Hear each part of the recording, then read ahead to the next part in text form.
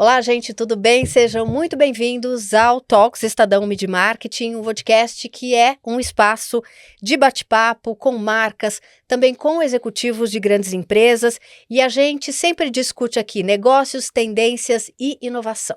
Eu sou a Rita Lizauskas, sou jornalista, estou ao lado aqui do Igor Ribeiro, editor de mídia e marketing do Estadão, e a gente está junto sempre conduzindo esses bate-papos. Essa temporada, você obviamente já percebeu, focada em mulheres que estão transformando o mercado e também moldando o presente e o futuro da comunicação. Quem que a gente recebe hoje, Igor? Oi, Rita. Hoje é a Marina da Inese da Vivo. Oi, Marina. Oi, Igor. Obrigado. Muito prazer pelo convite. Obrigada por estar aqui com vocês. Seja muito bem-vinda.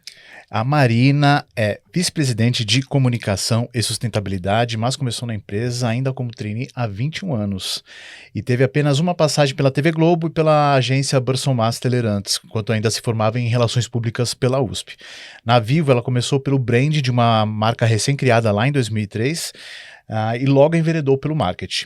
Em 2016, ela se tornou diretora de marketing branding e em abril deste 2025 foi promovida a vice-presidência de comunicação e sustentabilidade, liderando mais de 400 pessoas, também em comunicação e marketing, mas em áreas relacionadas como comunicação corporativa, na Fundação Telefônica Vivo e a publicidade do Portal Terra. Marina foi reconhecida como Women to Watch em 2021 pelo Meio e Mensagem, e em 2023 entrou na lista de melhores CMOs do Brasil da Forbes e ganhou um caboré no mesmo ano como profissional de marketing. Obrigado, Marina. Vamos começar aqui e a gente já pode partir para descrever um pouco a Vivo, né? Porque na nossa cabeça, se a gente for agora na rua e falar como é que você classificaria a Vivo, as pessoas falariam, é uma telecom. Mas não só, né? Eu queria que você contasse para a nossa audiência o que é a Vivo hoje. Conto sim. Hoje a Vivo tem se tornado uma empresa de tecnologia, né? Ela migra de telecom para um grande ecossistema de tecnologia a favor do cliente. Então, dentro disso, a gente tem toda a rede de telecom, rede móvel, a rede de fibra, que são a base da conectividade, mas tem aí também toda a frente de serviços digitais, que hoje a gente leva saúde, educação, entretenimento. Então, uma série de benefícios através de serviços digitais que são super acessíveis para essa grande parte da população.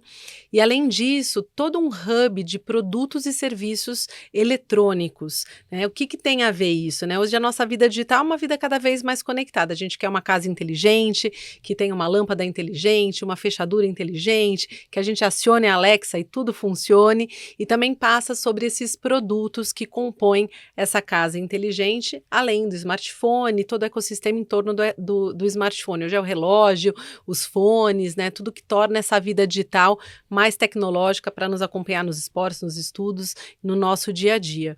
E é curioso, né? Porque eu falava aqui para vocês um pouquinho antes da gente começar, que essa marca ela foi lançada em 2003, a gente tinha lá na época, era a maior, já nasceu como maior operadora, né, de rede móvel, para lançar o 3G, com quase 10 milhões de clientes, e hoje a gente fala aí de 116 milhões de acessos através dos diferentes devices, quase 90 milhões de clientes que contam com esse ecossistema robusto de comunicação, e a gente sente como líder o nosso papel de ser também responsável por essa vida digital com mais qualidade do cliente. Você falou saúde? Falei saúde. Saúde, educação, pouca gente sabe. Então, como em saúde, como em educação? A gente tem o Vale Saúde Sempre, que é um serviço de saúde que leva, né, através de um plano, né, que o cliente assina, uma série de benefícios, que vão consultas virtuais, descontos em farmácia e tudo mais. Então, essa visão de que hoje, através dessa vida conectada, a gente pode, através da digitalização, levar acesso a esses novos serviços é o que tem guiado aí a nossa empresa também no seu crescimento e nessa migração de uma marca de telecom para uma marca de tecnologia. Ô Marina, como a gente conversou, né? Ela foi criada ali em 2003, existia a Telefônica Brasil, daí tinha uma parte ali que era da Telesp Celular, que era da Portugal Telecom, daí fez um joint venture ali de várias empresas, criou-se a Vivo, e você desde sempre ali acompanhando então o desenvolvimento dessa indústria, né? Eu queria que você comentasse um pouco isso, assim, a sua perspectiva desde quando você começou no setor até hoje, o quanto que evoluiu, né? O quanto que mudou, se transformou esse setor. E os desafios, né, colocados a partir dessa necessidade, né, de crescimento. Sim, é um setor que tem passado nessas últimas 2 décadas por uma transformação absurda, né? Quando eu ingressei na Vivo, a gente estava lançando o 3G, para se ter ideia, com uma base ali atingindo 10 milhões de clientes, né? Hoje a gente está falando aí de uma intensidade, como eu falei, de tecnologia absurda, né? A gente tem o 5G aí em todo o país, a fibra, né, amplamente chegando também a milhões de casas, domicílios, empresas. E essa transformação digital, que no final das contas é um setor que acompanhou e promoveu uma mudança de comportamento, né? Hoje tudo passa pelo digital, os negócios, os estudos, a saúde, a nossa vida como um todo passa pelo digital.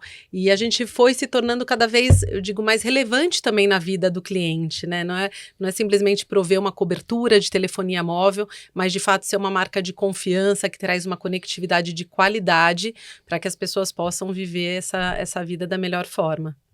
E quais são os principais desafios de tocar o marketing dentro desse ambiente super complexo, né? Não só com tantos stakeholders no Brasil, né? Mas eu imagino com um reporte global também. Como é que quais são os principais desafios do marketing da comunicação nesse contexto?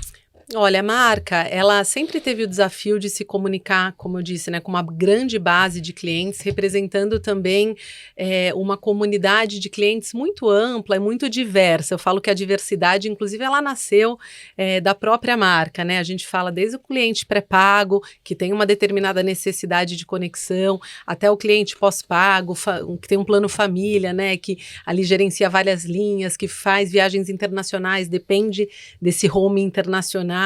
A gente tem as pessoas, né, de diversos segmentos, indústrias, né, de diversos segmentos que contam não só com a nossa conectividade de banda larga, mas hoje em dia, inclusive, com vários serviços também, IoT, cloud, cibersegurança. Então, o desafio está em acompanhar constantemente essas novas demandas da sociedade e dos nossos mais diversos segmentos de cliente, acompanhar do ponto de vista de portfólio, né, de evolução tecnológica, mas também como marca, de saber acompanhar o significado da tecnologia na vida das pessoas, que como a gente falou, em 2003 as pessoas estavam começando a se conectar, a ter um celular pela primeira vez, né? Hoje isso faz parte da realidade dos brasileiros, a ponto da gente agora como marca também falar que a gente não quer apenas trazer uma qualidade nos serviços, mas também ajudar o cliente na qualidade dessa relação com a tecnologia e todos os desafios que ela traz.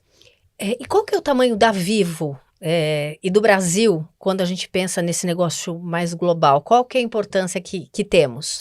Olha, o Brasil é um país muito conectado, né? Então, é um país bastante até à parte quando a gente fala, né, em termos de conexão. Um país que tem milhões de pessoas, que tem um tamanho geograficamente continental, um país que está em crescimento, né, em impulsionamento, e que a tecnologia ela é um vetor de transformação social, econômica de muitas formas, e um país que adota muito as novas tecnologias, né? O brasileiro é hiperconectado, né? E depende disso, né? Para fazer, a gente fala o seu corre, né?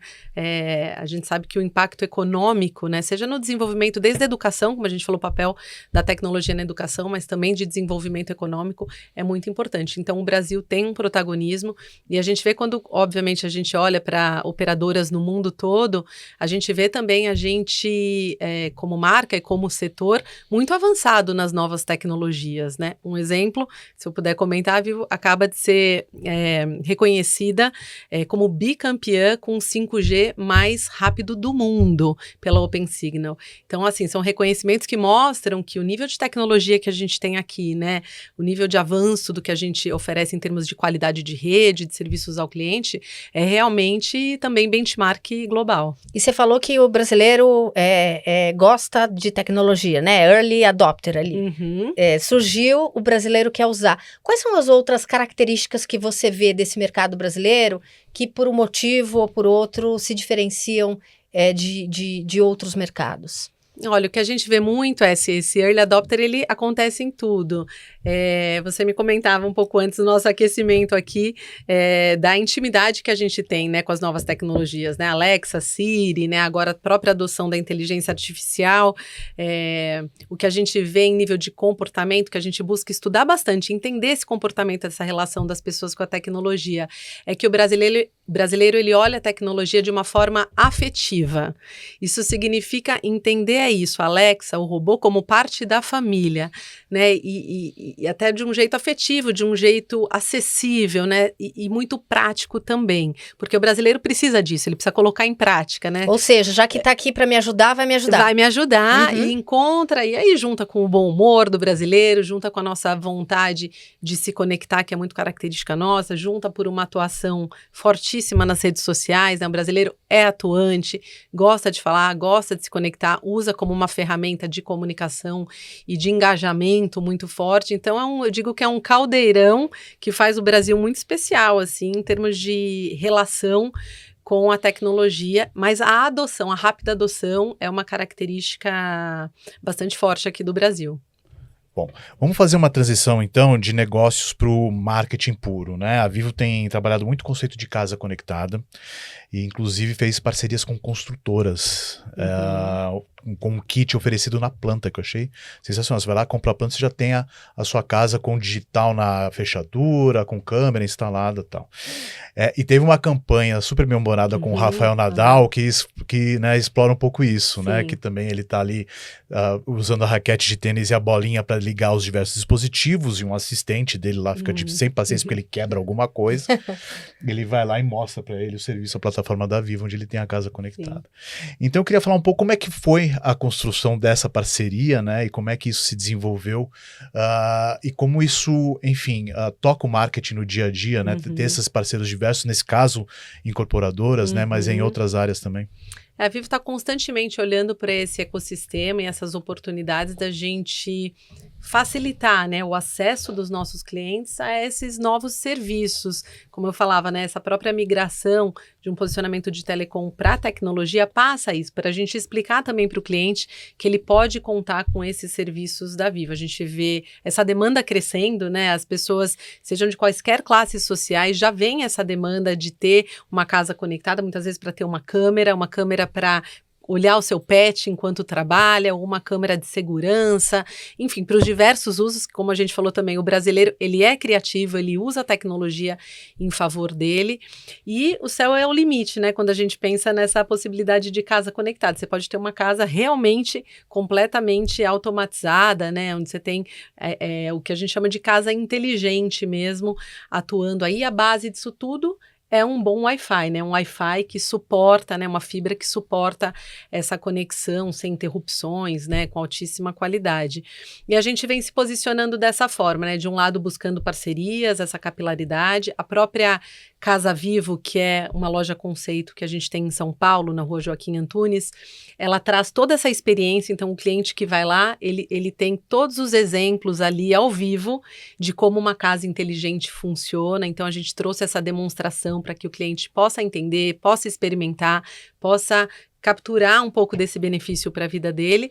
E a comunicação, ela serve também para a gente trazer essa novidade, e aqui a escolha de trazer o Rafael Nadal foi uma escolha também bem humorada, de mostrar esse novo momento da vida dele, que não está tão focado nos treinos, agora ele está, né, numa fase talvez um pouco mais de descanso, um pouco mais curtindo a casa, e também como essa conexão ela pode ser divertida, né? Ela pode trazer essa leveza e essa conexão afetuosa que a gente conversava antes sobre tecnologia aqui. E toda vez que a gente fala de tecnologia, a gente fala também de um recorte disso, de uma preocupação, inclusive, com saúde mental, né? A empresa, a Vivo investe desde 2018 numa estratégia de marca que fala de saúde mental na relação das pessoas com a tecnologia, né? Eu queria entender de onde veio isso, porque tecnologia é o core business de vocês, né? Quando veio essa ideia e essa preocupação de falar dos efeitos negativos do excesso da tecnologia. Sim. A Vivo, desde a sua criação, na sua essência, eu digo que não é à toa que a gente tem uma marca que tem vida no nome, né? Chama Vivo, tem um ícone que representa o ser humano. Então, isso já vem na essência da marca desde a sua criação, um olhar humano para a tecnologia. E a gente sempre se perguntou sobre esse papel, como é que a tecnologia poderia ser um aliado para aproximar as pessoas, para fortalecer as relações. Então, esse sempre foi um olhar estratégico do ponto de vista de marca. A partir de 2015, 2018, a gente começa a entender um pouco dessa intensificação do uso das tecnologias e alguns impactos negativos, ou que a gente chama de efeitos colaterais, que começam a vir junto disso. Em 2018, a gente ainda falava um pouco assim, olha, não escreva andando, não digite andando, porque você pode tropeçar, não pode digitar enquanto você dirige. Tinha uma campanha que foi lançada à época que falava, usar bem, pega bem. Então, a gente dava um pouquinho dessas dicas e alertava as pessoas de que tinha uma hora para você usar o celular e tinha determinadas situações onde aquele celular ele não deveria fazer parte. De lá para cá, tudo se intensificou, né? Acho que a gente teve aqui digamos assim, a tecnologia tomou conta do nosso dia a dia, em todas as formas, né? Hoje tudo passa pelo celular, a gente trabalha, a gente está em contato com os nossos amigos, a gente se expressa, a gente estuda, a gente até faz exercício físico, né, usando a conexão. Então, esse nível de intensidade, ele provoca uma outra relação, uma relação que ela passa a ter sinais um pouco de dependência e de toxicidade em alguns casos. E a gente, então, resolveu olhar sobre isso. Pode até parecer antagônico, né, que uma empresa que oferece esse serviço esteja também convidando o cliente a repensar essa relação, mas é aí que a gente entende o nosso papel, de a gente oferecer qualidade no nosso serviço, mas também oferecer qualidade nessa relação e estar ao lado do cliente. Então, esse cuidado com o cliente é uma premissa básica da nossa marca. E a gente acha que é responsabilidade como marca líder e que entende, que está conectada com esse novo comportamento, falar sobre isso de uma forma didática, de uma forma aberta, de uma forma que realmente envolva as pessoas para uma mudança de comportamento. Então, no final do ano passado, a gente chegou à conclusão, numa discussão estratégica, de que era momento da gente falar mais abertamente sobre isso, e foi daí que nasceu o conceito de é tempo de mudar o seu tempo com o celular. Então, a gente fala sobre mudança, que é uma mudança de comportamento. E uma série de iniciativas, né, de marketing, de comunicação que nascem daí nesse sentido. Uma delas é a própria campanha que a gente nomeou de relacionamento tóxico, onde parte desse insight, né, de que esse relacionamento ele pode estar sendo tóxico, é importante observar isso, é importante entender esses sinais e que a gente volte a ser protagonista e dominante nessa relação com o celular. E quando vocês propõem isso, né, nessa preocupação, vocês querem ser vistos como responsáveis em relação ao produto e ao serviço que vocês estão oferecendo? Nós queremos ser vistos como uma marca propositiva, que está junto com o cliente buscando esse caminho de equilíbrio. Então, não é só o alerta, porque eu acho que o alerta já está chegando para as pessoas de várias formas, né? Tem muitos especialistas, já muitos estudos falando sobre isso.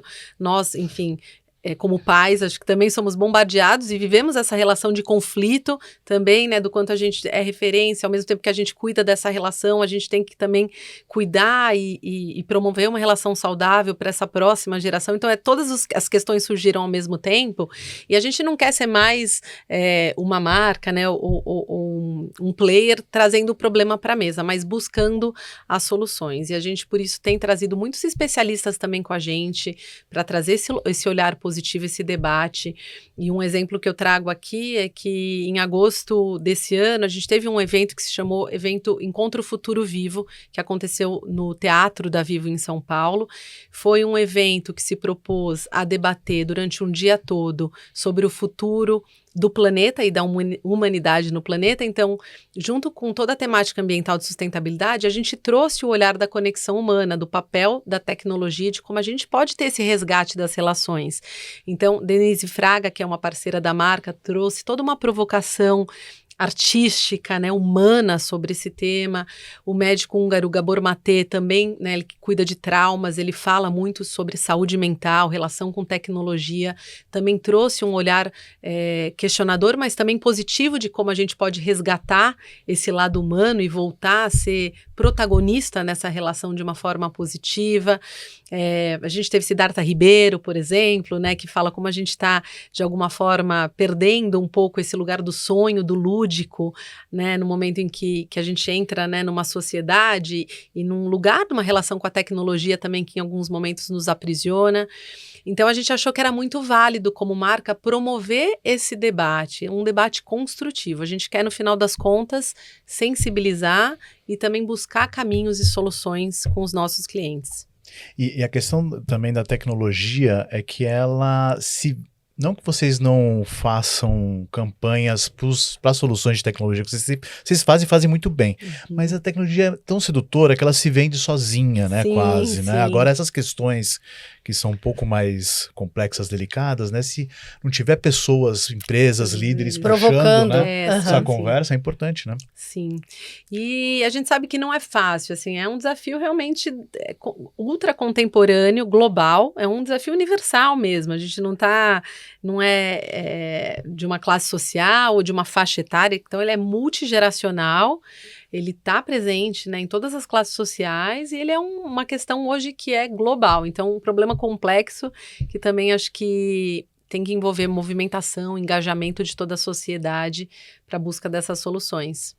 Essa campanha ela tem evoluído aí em diversas fases, né? E uma das mais recentes nem parece uma campanha, nem parece uma propaganda, é tipo um curta com a Denise Fraga, que tem 2 minutos. A gente não costuma passar nenhum filme de 2 minutos aqui, mas como tem cara de propaganda, e acho que traz uma reflexão interessante, a gente vai abrir a sessão. Vamos ver aí, ô Carlos, por favor.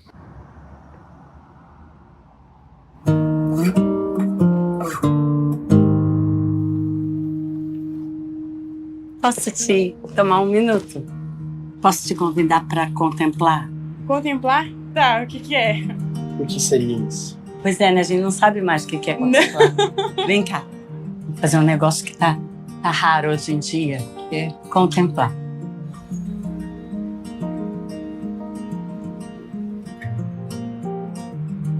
Olha aquele moço de laranja lá sentado. Ela não sabe que a gente tá olhando para ela? Ou ela sabe? O que tem aqui atrás da gente? Uma estátua. Que estátua é? Jesus, não sei. E você passa sempre aqui? Passo, eu nunca parei pra ver essa estátua. É uma estátua? Não, isso é um relógio. É! Posso te mostrar uma música? Claro, pode. Ai, meu Deus, eu não sei. Eu não sei onde eu botei o arquivo. Peraí. Será que tá na nuvem? Tá na nuvem. Parece um elefante aqui. Um elefante, total.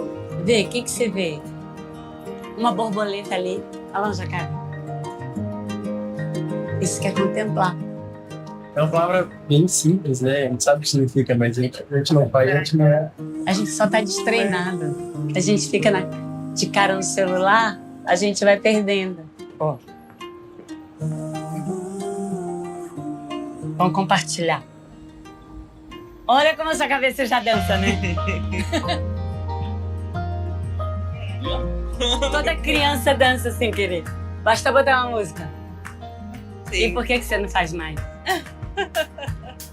E quando que será que você parou de dançar? Faz um tempinho já.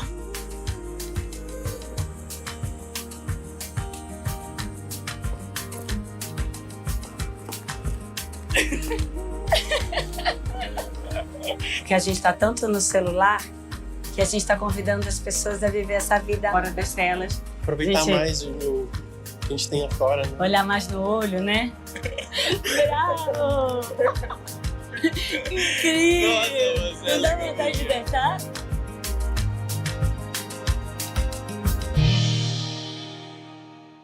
Marina, que lindeza! Conta um pouquinho pra gente dos bastidores dessa ideia e também da gravação. Não, tem uma curiosidade que foi gravada em Curitiba, não é? Sim, Curitiba que tem uma chance das pessoas, tem uma fama das pessoas não falarem com estranhos, o que torna tudo mais desafiante. Mas é que ainda. Denise Fraga não é estranha. Verdade, verdade.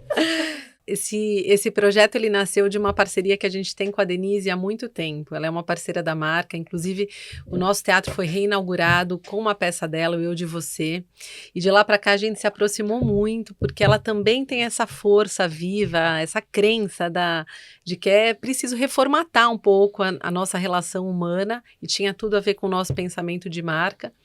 E ela mesma propôs isso que foi chamado até de um laboratório humano, assim, de ir para as ruas e de conversar com as pessoas e de mostrar que é possível e que quando a gente tira a cara do celular, a gente se reconecta, né? E isso sensibiliza as pessoas. Então ela fala muito do olho no olho, do abraço, de compartilhar um momento, de contemplar.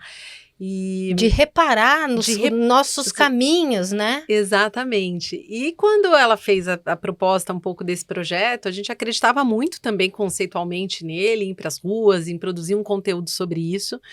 E foi uma surpresa o tanto que as pessoas abraçaram, porque são, né, pessoas desconhecidas, ela simplesmente abordava as pessoas na rua, então não é um casting de forma alguma publicitária. Ela abordava naturalmente. Abordava naturalmente e as pessoas entravam mesmo naquela conversa, se sensibilizavam, se emocionavam, né? São 4 episódios, cada episódio traz um pouco de um tema, esse tema foi o do contemplar, mas a gente tem o olho no olho, a gente tem outros temas que ela abordou com mais força, e as pessoas realmente se entregaram a isso, mostrando que existe, acho que a gente quer voltar a ser mais humano, a gente só não tá sabendo muito como a própria Denise diz, a gente tá destreinado. Então é preciso a gente encontrar ferramentas para a gente voltar a treinar esse olhar da sensibilidade. E geralmente é só uma provocação, um convite mesmo, né? Vamos observar e você lembra, caramba, que gostoso. Eu falo pro meu filho quando a gente tá indo pra escola, que ele fica com a cara no celular, eu falo, repara no caminho, né? Como é que você vai saber onde você tá? Que caminho que você vai ter que seguir se você estiver a pé, se, sei lá, alguma coisa der errado na sua vida. Eu pergunto, que rua é essa? Qual que é o nome dessa rua, né? Porque a gente destreinou mesmo de olhar ao redor, né? Como se o mundo que tá aqui dentro fosse mais importante que o mundo aqui fora, né? Exatamente, eu tivesse todas as soluções. Então é isso, a gente buscar essas ferramentas e passa pelo olhar, acho que passa pelo realmente o contemplar. Até a Denise mesmo, ela comenta, ela fala que as pessoas falam, então aquilo que você falou do contemplar, como se fosse uma palavra nova, como se isso não existisse. Isso existe, a gente só está resgatando de alguma forma. E acho que tem inúmeras formas de fazer isso e a gente está muito animado. Porque... E a repercussão foi excelente. Eu fui impactada por esse conteúdo organicamente, vendo as pessoas, né? O algoritmo, acho que reconheceu as pessoas comentando. E isso chegou até mim. Como é que tem sido a repercussão disso? Foi, assim, absurda, realmente uma repercussão incrível. Os grupos de WhatsApp organicamente bombaram, né? Como saíram a gente distribuindo, né? Saíram distribuindo e chegava pra gente assim, nem parece uma propaganda, olha isso que incrível, assista. E isso é muito gratificante, porque hoje a gente vê cada vez mais a desatenção das pessoas para conteúdo, né? Os vídeos curtos. A gente fala, pô, será que as pessoas vão parar para assistir um conteúdo de 2,5 minutos, de 3 minutos? E as pessoas paravam para assistir. No marketing, tem que ter coragem para você fazer um conteúdo de marca que não esteja falando, olha a minha marca, consuma a minha marca. Inclusive porque envolveu o plano de mídia também, né? Sim. A gente tem esse conceito do A Vida Convida. É sobre coragem, mas também é sobre uma verdade da marca. E quando o cliente reconhece isso, e as pessoas reconhecem, porque elas conseguem enxergar a marca ali, conseguem enxergar uma coerência com o nosso posicionamento. Então isso ganha força, porque de novo volta para o lugar do cuidado. É uma marca que ela não está só me preocupada em me vender um produto, em me apresentar uma nova tecnologia, ela está preocupada em realmente o que eu faço com isso. Então a gente vê também esse vínculo com o cliente se estreitar. A gente acredita nisso, sempre acreditou, e hoje eu também, né, acredito como profissional de marketing que o marketing contemporâneo, nesse mundo de extrema fragmentação, as pessoas não estão atentas, as pessoas estão sentindo né, uma certa desconfiança, né, com marcas, organizações, com as instituições de forma geral, você mostrar que você cuida e você investir nessa relação, porque isso é investimento também nessa relação, isso traz resultado positivo. Ô Marina, além de Rafael Nadal e Denise Fraga, vocês têm mais algumas personalidades poderosas trabalhando junto com a Vivo, como o Thaís Araújo, o Gabriel Medina e o Alok, que recentemente o DJ inclusive co-criou um novo sound branding com a empresa, que é uma coisa que não é muito falada, mas que tem a sua importância, né? É um ativo de marca importante, né? Então fala um pouco dessa realização aí com o DJ Alok, teve agências também participando e como isso aí se conecta, inclusive nas conversas de sustentabilidade, né, da Vivo. Perfeito. A gente tem dentro da Vivo uma estratégia de embaixadores que representam um pouco dos nossos conceitos de marca, do nosso posicionamento em várias frentes. O Alok é um deles, né? O Alok é um cara super conectado com tecnologia, também com a geração mais jovem, e ele é muito essa voz nossa na sustentabilidade, seja pelo envolvimento dele com povos indígenas, enfim, ele tem todo um trabalho ao redor disso através da música, e ele concebeu a nossa assinatura sonora também como inspiração da natureza, os sons dos pássaros, os instrumentos indígenas, ele fez todo um trabalho nesse sentido para desenvolver nossa assinatura sonora com um conceito. Então foi um trabalho super interessante. Mas além do Alok, a gente tem também a Thaís Araújo, como a gente comentou, que é a nossa representante quando a gente fala do Total. Ela é uma mulher, né, super conectada, uma atriz também em família, tem filhos, tem uma vida super agitada, e ela representa esse lugar da totalização do serviço móvel com a fibra, com a qualidade. A gente tem a Ana Castela, que, né, essa potência sertaneja e pop, que também fala muito com essa nova geração, mas também tem uma força no Centro-Oeste absurda. E ela fez recentemente com a gente uma campanha na região do Centro-Oeste que celebrava muito um pouco da cultura regional, o Vivo no Coração do Brasil, e a gente logo vai lançar também uma nova campanha com ela. E os atletas todos que estão com a gente, entre eles a Raíssa no skate, o Gabriel Medina e o Ítalo Ferreira no surf, eles também representam uma visão que a gente tem muito ligada ao esporte, nesse lugar de conexão. Eu falava muito, né, dessa experiência de conexão com a natureza, da conexão humana. A gente também acredita que o esporte é um lugar dessa conexão das pessoas consigo mesma, da relação delas com a natureza, e também um lugar onde a gente tem algumas mensagens bem importantes como marca. No caso da Raíssa Leal, uma menina, né, num esporte bastante masculino, ela desbravou, ela transformou a visão do esporte no Brasil. Super jovem, né? O número de adeptas, inclusive do skate, cresceu. Então, essa transformação também que vem através do atleta, no que ele representa, para a gente é super potente. O Gabriel Medina, por exemplo, a ligação dele, né, como surf, tricampeão mundial, obviamente todas essas conquistas que ele tem, mas a gente levou ele para surfar a Pororoca, na Amazônia, pela primeira vez, era um sonho dele, e a gente queria também levar um pouco essa mensagem de sensibilização, de olhar para a Amazônia, num ano de COP, né, num ano onde está todo mundo discutindo o papel do Brasil nessa transformação, e a gente levou ele lá, criou um conteúdo também, de novo, um conteúdo longo, um conteúdo mais contemplativo, que contava a experiência dele lá, surfando a Pororoca, do que isso representou para ele também, e ele fala dessa conexão com a natureza. Então, os nossos embaixadores, mais do que eles nos ajudarem a posicionar nossos produtos e serviços, a gente encontra neles vozes que são importantes para reverberar essas mensagens de marca. Marina, entre as mensagens de marca diversas que a Vivo tem hoje, a questão de sustentabilidade, né, como você próprio falou, do Futuro Vivo, né, que é essa plataforma onde está o Gabriel Medina, onde está o Alok, né, me fala um pouco então dessas missões, dessas metas de sustentabilidade, né, inclusive muitas delas alinhadas com as metas de desenvolvimento sustentável da ONU, né, conta um pouco pra gente, tendo em vista a própria COP30, como você comentou, que vai ter no Brasil aí agora logo mais. Perfeito. A Vivo é uma operadora que tem a sustentabilidade de forma muito transversal ao negócio. Então, essas metas que a gente tem completamente alinhadas às ODSs, e são metas hoje bastante expressivas, inclusive em cenário nacional, que colocam a Vivo como uma das operadoras mais sustentáveis do mundo. mundo pelo Dow Jones. Nós somos a 6ª operadora mais sustentável do mundo, a primeira operadora, né, a líder em sustentabilidade no setor no Brasil pelo Dow Jones também. Então, é uma série de reconhecimentos de um trabalho que vem sendo feito, né, nessas 2 décadas e que se intensificou muito, com o olhar de descarbonização, né, dos nossos negócios e de toda a cadeia de valor. Então, a gente já evolui hoje do escopo 2 para o escopo 3, envolvendo a nossa cadeia de fornecedores. Já são mais de 185... E isso que significa evoluir do escopo 2 para o escopo 3, que você passa a que incluir é os fornecedores. Desafio, exatamente. Entendi. O grande desafio das empresas hoje está nessa transição do escopo 2 também para o escopo 3, né, com esse olhar de descarbonização da cadeia de valor, o que envolve engajamento, né, de toda essa cadeia, muitas vezes formação.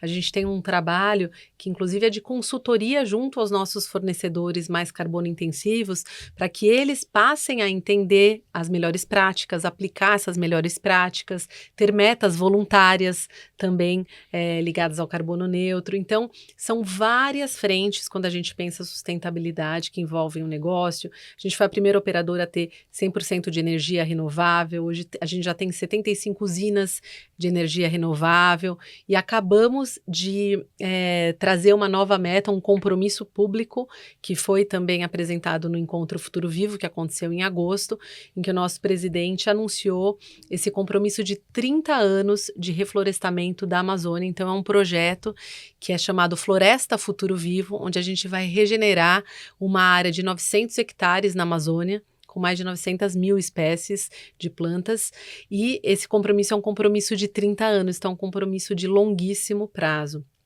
Fora isso, a gente tem também o nosso programa, que é o Vivo Recicle, onde a gente recicla os aparelhos eletrônicos. Então, as 1.800 lojas da Vivo são equipadas com urnas de reciclagem, onde os nossos clientes podem descartar o seu lixo eletrônico. O quê? Cabos, fios, controles antigos, celulares antigos, pilhas, iPads quebrados, qualquer lixo eletrônico a gente recolhe e a gente faz o devido processo de reciclagem desses materiais. E isso é expressivo porque o Brasil, e a gente falava muito da dimensão da conectividade no Brasil, da adoção das tecnologias, o Brasil é o 5º país que mais gera lixo eletrônico no mundo e é o primeiro país na América Latina em número de volume de resíduo eletrônico. Então, esse é um tema contemporâneo também, né? Um tema importante. Todos nós, se a gente abrir a gaveta, a gente vai encontrar ali um cabo, um carregador, né? Um fone que não usa mais, e tudo isso precisa do descarte correto. Então, a gente tem atuado em todas essas frentes de sustentabilidade e muito felizes agora de dar esse passo também relacionado à biodiversidade, porque hoje, quando a gente pensa sustentabilidade, pensar a regeneração da biodiversidade, quando a gente tem uma floresta amazônica, né, que detém ali 20% da biodiversidade do planeta, é nosso papel também como empresa brasileira pensar nisso e liderar essa transformação. Você falou bastante de meio ambiente, mas eu queria falar das outras letras de ESG, que é essa questão social e de governança, né? Principalmente dessa questão de diversidade, de liderança feminina. Como é que é isso dentro da Vivo? Isso também é visto, né, visto e tratado com programas muito sólidos dentro da perspectiva de ESG, o ambiental, o social e o da governança. E o tema da diversidade, ele é trabalhado nos diversos aspectos, né? Então, a questão da equidade de gênero, né, do trabalho da carreira das mulheres na companhia é muito sólido. Eu sou um exemplo disso, né? Como a gente falou aqui, entrei como trainee, acabei conseguindo construir uma carreira muito sólida na companhia, sendo impulsionada e assumi recentemente essa vice-presidência, mas a gente tem um número aí de 39% de mulheres em liderança executiva na companhia, que é um número muito expressivo. A gente persegue essas metas, a gente trabalha de uma forma muito sólida, né, no desenvolvimento dessas carreiras femininas, desde a base, mas também nas outras frentes, né, a frente racial, onde também a gente tem todo um programa de inclusão e de desenvolvimento de carreiras, a gente tem as vagas afirmativas, os nossos programas de estágio e de trainee têm ao menos 50% das vagas dedicadas a inclusão racial. Então, em todas as frentes, né? Também quando a gente pensa na comunidade LGBT, quando a gente pensa nas pessoas com deficiência, existem metas e indicadores que são acompanhados pela companhia, olhando esse desenvolvimento, olhando a diversidade de uma forma muito séria, de dentro para fora, né? Começando dentro de casa e se estendendo também nesse relacionamento com essa grande comunidade de clientes, que é também bastante diversa em todo o Brasil. A gente tem essa temporada de lideranças femininas e a gente sempre pergunta para essas lideranças como é que foi a maternidade nessa trajetória profissional. Estiveram com a gente mulheres que são mães, mulheres que decidiram não ser mães, né, que também é uma opção e hoje em dia cada vez mais legítima. E a gente sabe que esse é um período profissional para a mulher que pode ser muito complicado, né? A gente tem os dados, os números mostrando que, né, metade das mulheres são demitidas quando elas, né, voltam da licença maternidade ou até o filho completar 2 anos de idade, né, são dados da FGV. Como é que foi a maternidade? Eu sei que você é mãe, porque a gente conversou sobre isso lá fora. Como é que foi a maternidade na sua carreira? E se você teve medo de que isso, de alguma forma, pudesse parar a sua evolução dentro da companhia? Eu acho que as mulheres, elas enfrentam muito hoje esse desafio. A gente fala até muito da síndrome da impostora, né? Que é um fenômeno que acontece, essa pergunta, sou capaz? Né? Será que eu estou pronta? Será que é muito cultural? Porque a gente vem de uma cultura que realmente o lugar, né, do protagonismo e do poder, ele não estava reservado às mulheres, então é algo que a gente tem que trabalhar muito também, entendendo essa mudança cultural e esse apoio psicológico que tem que ser dado, né, nesse desenvolvimento de carreira. No meu caso, eu tive a felicidade de estar numa empresa que acredita nisso e que promove isso desde a base, como eu te falei. Então, eu tive todo o apoio ao longo da carreira para ser impulsionada, né, para esse desafio, os desafios que vinham se apresentando, eu me senti pronta, eu me senti amparada.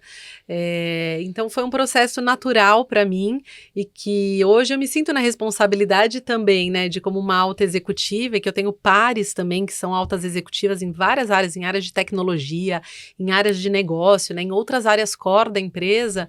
Então, são muitas referências femininas e esse papel que ainda hoje é importante, da gente olhar para as mulheres no início da carreira e impulsioná-las e fortalecê-las, né? Tem programas, obviamente, muito sólidos dentro da companhia de coaching, de desenvolvimento de carreiras, que passam por tudo isso, por esse fortalecimento das mulheres para os cargos de liderança, que não é óbvio. Acho que ainda não é óbvio na nossa sociedade, né? Então, a maternidade para você não foi uma questão preocupante, para você foi natural. Para mim, nem só não foi uma questão preocupante, quanto eu fui promovida, né, meu primeiro cargo executivo como diretora, na volta da licença maternidade. E foi, assim, incrível, porque simbolicamente isso foi tão forte no meu time. Eu lembro que quando eu voltei e assumi essa posição, logo na volta da licença, você tem uma série de dúvidas, né? Nossa, como é que eu vou dar conta? Será que eu vou dar conta de tudo isso? E eu via no meu time, que era, né, muito formado por mulheres, ainda mais em comunicação, né, em marketing, a gente tem muitas mulheres, elas vinham falar, poxa, se você pode, né, se a empresa está apostando nisso, significa que eu também vou ter essa possibilidade na minha carreira aqui. Isso gera um fortalecimento absurdo, né, do ponto de vista de cultura, e a gente acredita muito que é a partir da cultura e dos exemplos internos que a gente faz a coisa acontecer.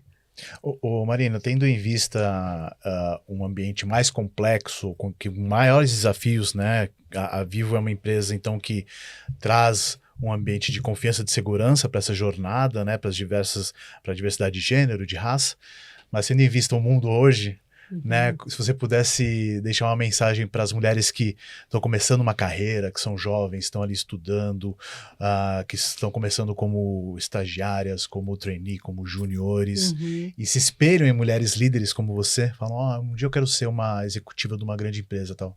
Que mensagem você daria para essas mulheres?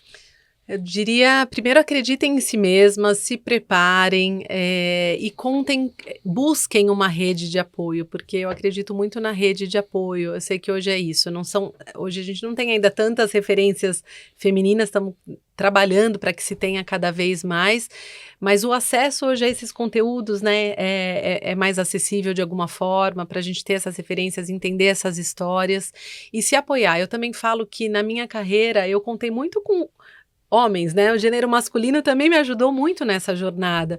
E eu acredito muito nesse espírito também de colaboração, da gente buscar ajuda, da gente buscar referência, da gente também tentar protagonizar ao máximo o nosso caminho, porque é a partir dessa rede que você consegue, de fato, alcançar os seus objetivos. Então, eu diria isso. Agradecendo a Marina aqui, sua presença e tomar uns minutinhos emprestados, porque a gente está encerrando aqui a temporada 2025 do Talks Estadão Media Marketing. Esse é o 20º episódio que a gente está gravando, é o último. E também eu queria deixar uma lista de agradecimentos aqui para todas as pessoas que fizeram parte desse projeto desde quando a gente começou lá em 8 de março, Dia Internacional da Mulher. E é uma pequena listinha, desculpa se eu esqueci alguém, gente, mas eu acho que a maioria das pessoas estão contempladas aqui. Então, primeiro, a Rita Lizauskas, minha colega de bancada, muito obrigado. Obrigada, Rita. foi um prazer. Valeu. A Beatriz Sandi, que, enfim, formulou o conceito desse projeto desde o começo com o pessoal do Blue Studio. O Carlos Amaral, nosso técnico aqui, através dele e do Emanuel Bonfim, todo mundo da Rádio Eldorado. Eu vou fazer uma pequena lista aqui em ordem alfabética, tá? Bruno Gustavo Batista, Carolina Cernaglia, Écio Floride, e através dele o time comercial, a Greciane Ferreira, Jaqueline Marcelino, Luiz Fernando Bovo, Maria Luísa Capozzi, Marjorie Dias, Marlon Guimarães, Paulo Pessoa, Tatiana Babadobulos, Vanise Calil e duas pessoas que não estão mais no time hoje, mas que ajudaram bastante a gente em fases do projeto, que são a Camila Siqueira e o Daniel Canelo. E por meio aqui da Marina, da Inés, eu queria agradecer todas as convidadas, todas as entrevistadas que passaram aqui por essa bancada, um timaço. Aconselho vocês a irem lá assistir hoje. Esse aqui é o 20º episódio, mas você pode voltar para o primeiro, pode voltar para o quinto, não tem ordem específica para ver. E fiquem atentos à editoria de Media Marketing do Estadão, porque logo mais a gente vai noticiar a disponibilidade de todos esses episódios também nas plataformas de áudio. Dá para vocês escutarem ali no carro, passeando, correndo, fazendo exercício, quando quiserem. E é isso. Obrigado de novo, Marina. Obrigada a vocês. Bom, então, um agradecimento. Você fechou essa temporada aqui com chave de ouro. Foi um prazer conversar com você, ouvir os seus insights, suas dicas. Foi muito bom, muito obrigada. E um agradecimento também especial meu a todo mundo que esteve com a gente, então, nessa temporada, que foi dedicada integralmente a lideranças femininas. Como o Igor disse, né? Esse aqui com a Marina é o último, mas você pode voltar para os outros episódios, né? Tem muitas dicas, muitos insights, muitas coisas legais. Então, super obrigado. Foi um prazer passar esse ano de 2025 com vocês. E a gente volta em 2026? É isso aí. Então tá bom. Até lá.